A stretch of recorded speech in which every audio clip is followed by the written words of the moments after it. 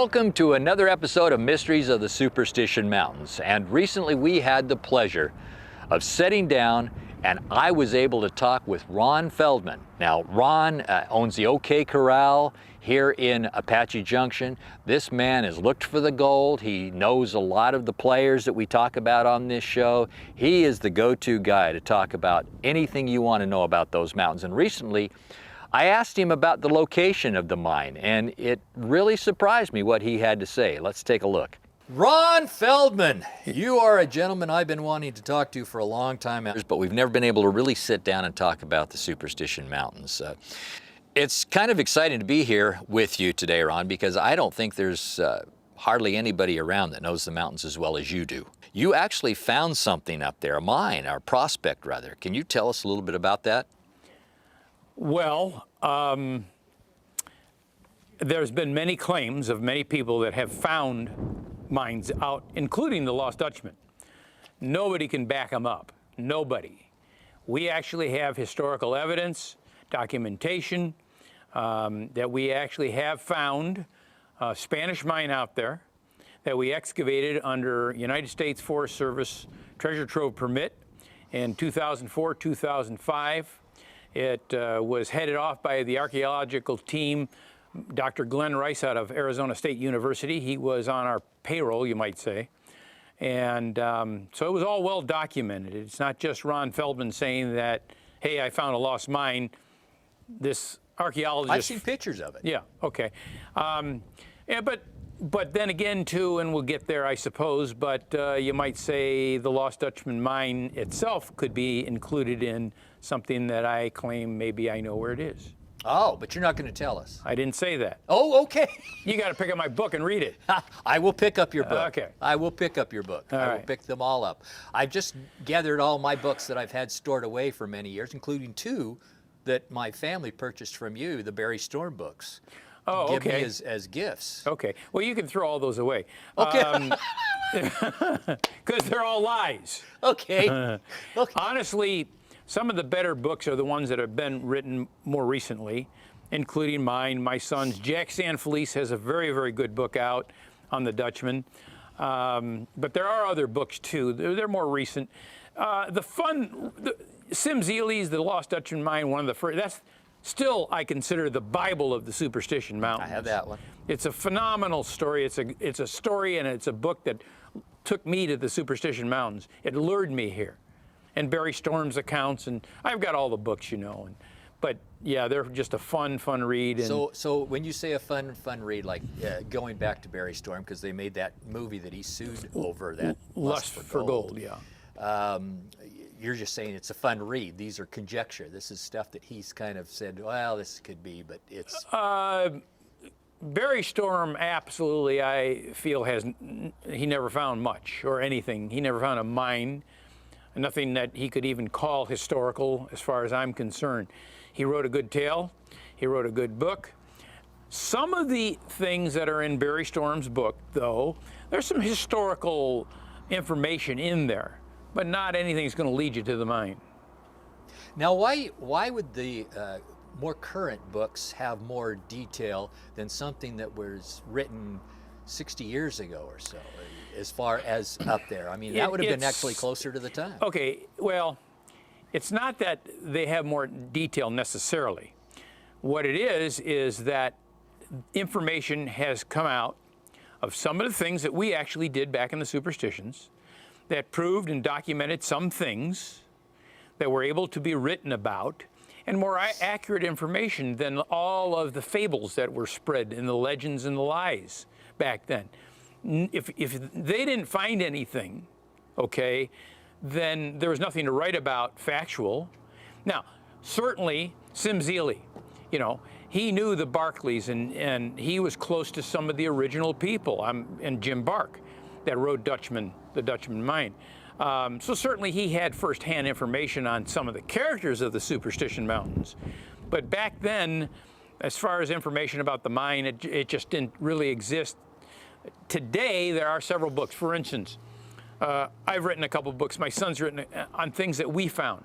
Now there are other people writing about that information. That'll take you somewhere. That'll give you some information. We've written enough information that you can walk to the Lost Dutchman Mine itself. The honest to goodness Lost Dutchman As far as I'm concerned, yes. Then why hasn't it been found? You're not listening to what I said. No, I know, but I'm segueing here. I'm segueing. It has been found. Okay, and it's okay. And should I ask where? It's in the Superstition Mountains. Now, since you're segueing, that'll give me a good segue. Okay. For many, many years, when I first came out here, first 25 years of my Dutchman hunting career, I became an expert. I followed everybody else's footsteps. Read all the books, Sim Zeeley's book included, Barry Storm's book. I read everything, I researched everything, and I followed everybody else's footsteps on the west side of the Superstition Mountain, Weaver's Needle, Blacktop Mountain, Peters Canyon, LaBarge Canyon, and I became an expert on where the Lost Dutchman Mine was not. Now, I was lucky enough to get into some information in a manuscript, very detailed manuscript, by a man named Ted Cox, who was probably the man that knew more about these mountains and history and people and locations than anybody I've ever known in my life. Unfortunately, he was dead by the time I got his information, but I knew his wife and son, and they essentially turned me to all his stuff. They gave everything to me, and I studied him for 2 years. And when I read it through it and studied it, he was so different.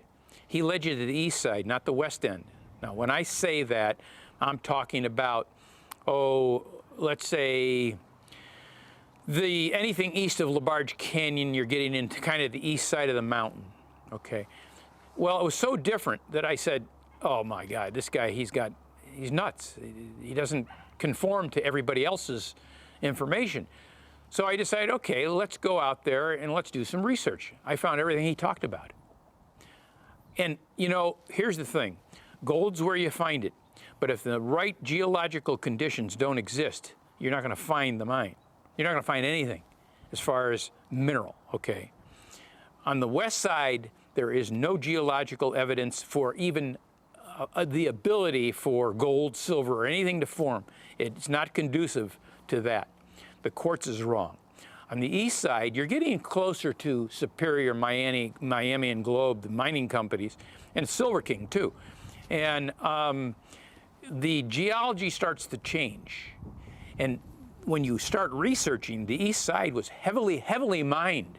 A lot of silver and some gold too came out of those mountains.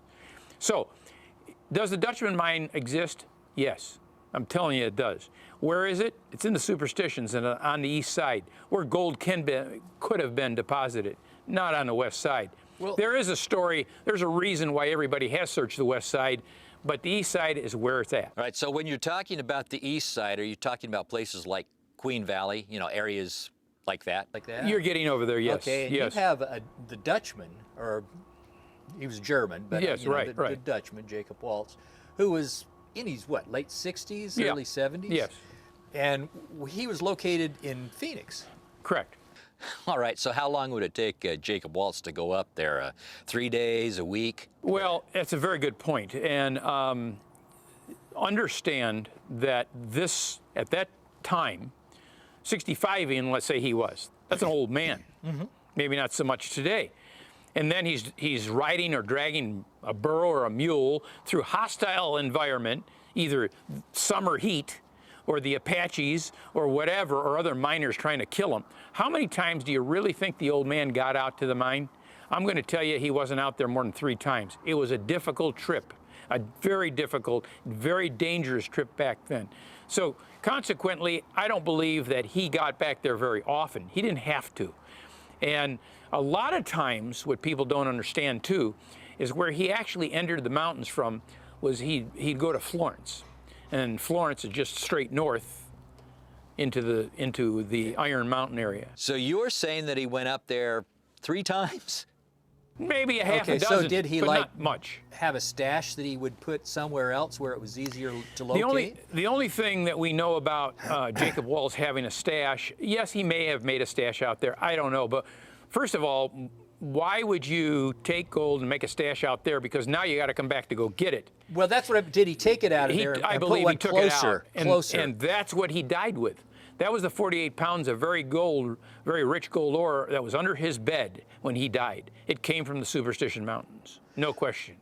So to get to the mine per se, you're saying that he was only out there maybe 3 times? 3 to 6 times, let's say. All right, one of the things people always wonder about is Jacob Waltz's partner. Was it Jacob Weisner, Jacob Weiser, and did he really have a partner?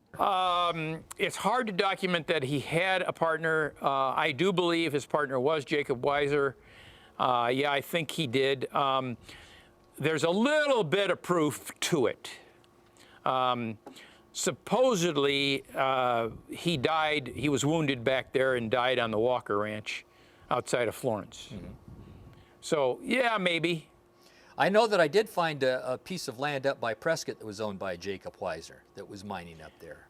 It might have been him. It's kind of a common name. Sure, it's a very common name. But whether he was his partner it's kind of nice to think about, but it's immaterial to the legend. Well, the legend shifts back and forth. Did the Dutchman kill him? Did the Indians? No, I believe from the research I was able to do through Ted Cox's information that Jacob Weiser did exist. He was the Dutchman's partner. This is what Ted said, and he was basically mortally wounded by Apaches. Okay. And he made it to the ranch in Florence, and that's where he died. And I'm going to mention a book here that you're going to grimace at probably, and that's The Killer Mountains. Well, yeah. But that's the one that got me interested in the mountains. Glenn McGill, that's a history. I was coming and going here and going back to California at the time, and his Apache Sentinel published some newspapers on him. It was April 1966. And I still have those newspapers, as a matter of fact. And they came out with, and realized I was deep into the Dutchman. I thought I had it. I knew where it was, and I didn't, but we all did. And he came out, their stories that we found the Dutchman, and this is what existed, and just came out with some information that being a Dutchman hunter, if in fact he found the Dutchman at that time, what I thought, those things couldn't exist. So I started writing to the editor, and they started publishing what I was writing. So it was a back and forth from Glenn McGill's people to me.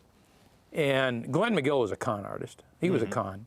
And still to this day, I won't mention a name, but still to this day, every year we pack one of his guys back into the mountains to that place. Well, you're talking about the Needle Canyon place. Well, up on top of Willow Springs. Up on top. Yeah, because I've been up there. Right. It's not anything like what they describe in the book. No. But it is there. Yeah. If you want to go, and I found that when I was glassing off a Blacktop Mesa, I Right. could see the rope in the water fall area there, and went up there. Last time I went, there was a big new orange rope somebody had put up there. That's probably the guy that I packed out there. Yeah, but it is a fascinating place to go to, though. The whole mountain is. But now the mountain is. But I if you read some of these things in the books, it's interesting to go and look for these places and find them, whether they're truth. That's why I had a field day with the information that I got eventually from Ted Cox's manuscript, because I could go there and find everything he ever talked about. And that's what's fun. And he claimed that he found the Dutchman. Well, if he claimed it and everything that you had found of his was up there, then there's no reason to not believe that. No, it's there. He had the right ore. It's there. Profile map. Let's use the profile map. Okay. Let's assume that I told you you go to 100 places and find locations that it matches to. But if you go up to Angel Springs, the Rune, and you look out through the canyon, you're looking at South Sema. Okay. It's there. So, and could be Buzzard's Roost. There's a lot of things out there that could be. A lot to think about. Well, with the help of Ron Feldman, we just may be able to find geologically and area-wise where the Lost Dutchman Mine actually is, and help solve one of the mysteries of the Superstition Mountains.